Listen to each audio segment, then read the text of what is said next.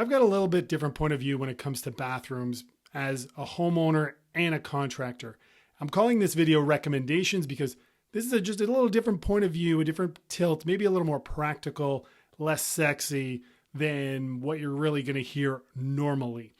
As you can tell, I'm sitting in my basement bathroom. If you're wondering what I'm sitting on, I'm sitting on the toilet. So with that in mind, we're going to take a very humble approach since I'm sitting on the throne. I want you to take a second and think about how much time in a day you spend on your bathroom or in your bathroom, right? Maybe an hour. You're awake for 16 hours. That's assuming you get the requisite 8 hours of sleep, which I don't get. So let's just go with 16 hours. So that 1 hour will represent 6.25% of your day is going to be spent in your bathroom. Okay? What do you do in your bathroom? Realistically, you shower, you brush your teeth, you take a dump. So I want you to keep that in mind, the 6.2%, how much time you're spending in your bathroom. And you don't really want to spend a ton of money to build a palace that you're going to poop in your basement. When you're building a basement bathroom, it's going to have a purpose. What is that purpose? Is it for your kids when they're watching a movie? Do you only need a 2-piece? Do you want a 3-piece? Is one of your kids eventually going to move to the basement? Do you have family that comes to visit and you want them to have something to shower in that's their own space so you're not all rammed together? Keep those purposes in mind when you're going through the steps of planning your basement your basement bathroom and you're executing it. Now, I have 2 features that I really can't live without in my basement bathroom that I put in. One is a shower niche. I have a tiled shower with an acrylic base. I'm a fan of those. I am not advocating in any way, shape, or form that you should cheap out, that you should cut corners. I'm a fan of classic. I'm a fan of simple. It's utilitarian without being ugly. And I approach it from that standpoint. So the acrylic base is very much low maintenance. When you have a tiled-based shower, it's a lot of maintenance over time, right? The silicone and everything. The other thing to think about too is, do you want the bathroom that gets used by your in-laws or by your kids or maybe by you once a month to be nicer than the bathroom you use every day? Think about saving a little bit of money on that bathroom downstairs and reallocating those funds maybe to eventually redoing the bathroom you use every day because you deserve that. That in mind, one of the products that we often use is a shower kit. Now, I'm not talking about the shower kits you get at Home Depot. We use the Sterling Kohler line of showers, or we did when I was a contractor. Now I'm kind of semi-retired, we'll call it. I don't know. I'm doing something else. That's another story. We use the Sterling Kohler line, and I'll put a link in the description. They're made of Vicryl. They're a lot nicer. They are more expensive. They're more durable, and they're low maintenance, right? It comes with 3 walls, a shower base. It all goes together, and it can be used right away. You don't have to worry about the drywall around it. It's a system that's about 6 feet tall, so the water's built to be contained. I'm not saying you leave it exposed all the time, but if you're in a crunch and you need to put one in and you need to use it that day, it should be okay, and then you can continue to finish around it along the way in an emergency case. Don't make this the norm. I'm not saying you can do it that way long term. In a pinch, it'll work. So the Sterling Kohler line is what we use. For fixtures, we tend to stick to Moen. That's because the budget's fairly reasonable. It's reliable. There's a good warranty and parts are readily available. Yes, there are other lines we've used Kohler and Grohe over time, but they're more expensive. Similar idea though. Good warranty, readily available parts if you need to fix them.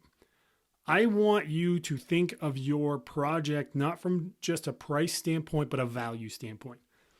Do you want to pay a little bit to get a nice fixture that's not that reliable and then eventually have to replace it? Or do you want to spend a little more and know that it's going to last 10 or 15 years, and if something happens, it can be replaced easily? You want the least amount of headache possible. So the Sterling Kohler shower kits, the Moen faucets and fixtures, we go with those. My bathroom is a very, very simple layout. It's small. It's not even 5 feet wide. It's probably not 8 feet long. Maybe it's 7 feet. Has a bump out. I've got a little vanity from my local Rona that's really slim, really basic. It includes a top. I just slid that in. I renovated this bathroom from when I bought it. So I reused the toilet because it was still in good shape. And I laid luxury vinyl plank flooring down. It's click flooring. I didn't spend a lot. It runs through the bathroom and the laundry room. It's waterproof. I will probably eventually upgrade to a better version. I had this left over from something, so I just said, why not reuse it? I have enough. Or I think I needed to buy an extra couple of boxes. It'll do in a pinch. To be honest, I have 2 boys that are learning how to pee standing up. So the low maintenance aspect of it and cleaning it really helps because sometimes it just doesn't smell the greatest in here. And if you have little kids, you know what I'm talking about. So don't skimp on quality. You want to be sure you're getting what you need. So let's go back to the features I talked about. A shower niche is one that I didn't know I needed until I put one in. Put one in upstairs, and it's great because I don't end up having soap or shampoo. Well, not that I need shampoo, but any of those things laying around the base. I don't have one of those shower caddies in the corner or hanging off the shower head. It's just a 12 by 12 niche, slid right in. I put it right at chest height so that when I'm showering, I can take my soap and put it back. I got my toothpaste and my toothbrush there. So when I'm showering in the morning, I can brush my teeth and shower and I'm out. I'm saving a ton of money on shampoo and conditioner. So I figured, why not splurge? That is the one thing that if you're going to put it in, you won't regret it. It's more useful than a shower bench. These are features that people have talked to me about over the years. I want to put a bench in. I'm like, you want to put a shower bench in your basement shower. You know what it's going to do? It's going to be a spot where you just put stuff. Because unless you are in your 70s, having a bench in your shower isn't that great. It would be better for you to just have a little ledge, and it's a place where, you know, your partner, your wife, whoever it is, can just put their foot up to shave their legs. It's kind of a nice feature, you know, you put it at the right height, and then it isn't somewhere that collects soap, shampoo, conditioner, all of these body wash things and makes it look cluttered. The other feature that I find really, really useful is I put a timer switch on my bathroom fan. So I've got 2 switches right by the door when I come in. What you want your bathroom fan to do is you want it to run after the shower's done because the moisture is still in the air and you need to vacate it. What I've done is I've got a little timer. When I come in the morning, I turn on the light, I turn on the timer, and I turn on the shower. I shower, I leave, I turn off the lights, fan's still running. I don't have to worry about it running the whole time because in my old house, it was on its own switch, but it wasn't a timer switch. So when I left, I either left the fan on for 2 days because I just forget things and you have other things going on in your life, or I turn it off with the light and then you're not getting the benefit of it. So the timer switch is a nice little trick. I have it on a separate switch. What's a timer switch? Like $40. It's not a big deal. You could probably change it yourself. It really is a great, great feature. Even if you have your light and your fan on the same switch, maybe putting it on a timer switch might be more beneficial because you don't want mold growing or anything. You want that value. You want the peace of mind to know that this is going to last a long time and you're not going to have too much upkeep. Let's talk about the shower kits a little bit before we get out of here. And I am no longer your sideline reporter for my bathroom. The shower kits I talk about are ones that I order. They get ordered and the plumber supplies them and the plumber puts them in. We do this because I want the plumber to warranty the whole thing. I don't want to buy it, supply it, have somebody put it in, and then something goes wrong. Now I'm having a he said, she said between me and the plumber about who's warrantying it. Well, you supplied the kit. It's a problem with the kit. No, the manufacturer says it's a problem with the install. You installed it. Blah, blah, blah. Cut that out. You don't want any of that, right? If you have the budget, with all due respect, I understand sometimes budget is a big consideration. You want the plumber to supply.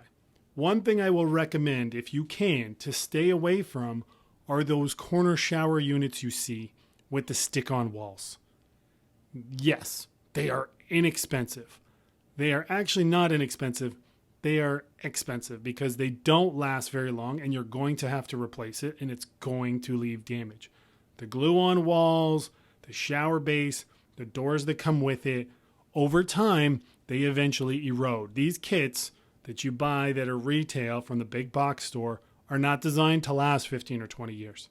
They're designed as a budget replacement for something that's good quality. You're going to end up, and oftentimes when I go to these shower replacements, the problem is that over time, the rubber gaskets within the glass door kit that it comes with begins to dry up and shrink.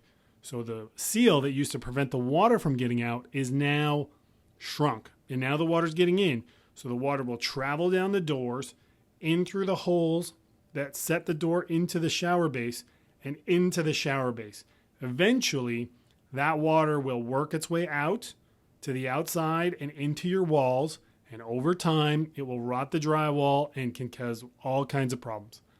They are not designed to be long lasting. If you are going to have to get a neo-angle shower, the corner units that I'm talking about, buy them from a reliable manufacturer and buy a better unit. Do not buy the base unit. Talk to a plumber. Talk to a plumbing supply company, okay? The big box stores have people there who are generalists. They are not experts on the level that you would get from a plumber. So even if you aren't going to hire the plumber to do it, talk to them and ask, what should I be getting? Because you don't want to build out this bathroom and in 10 years be like, oh, the wall's full of mold and I really cheaped out. And now not only am I having to pay to replace the shower, I'm having to pay to replace all the things around it because it damaged everything. Those are things you don't want. So, did that help? Let me know. I hope so.